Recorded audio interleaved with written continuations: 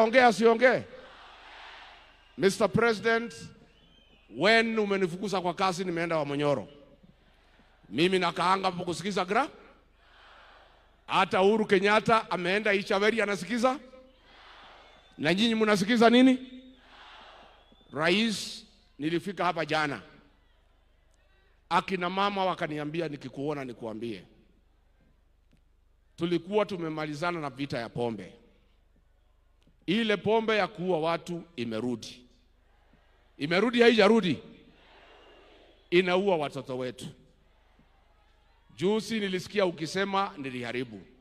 Lakini vile niliondoka mwaka moja unusu, ungekuwa na nafasi urekebishe. Hii pombe inaua watoto wetu. Tafadhali tunakuomba kama unaweza, kwa ile muda umebaki ya mwezi 14 kwa ofisi, urekebishe, tumalize hii pombe, watoto wetu wasipate shida. Number 2, President, huyu Kiaraho na mimi ni wa kanisa ya PCA. Na kanisa ya PCA iko hapa.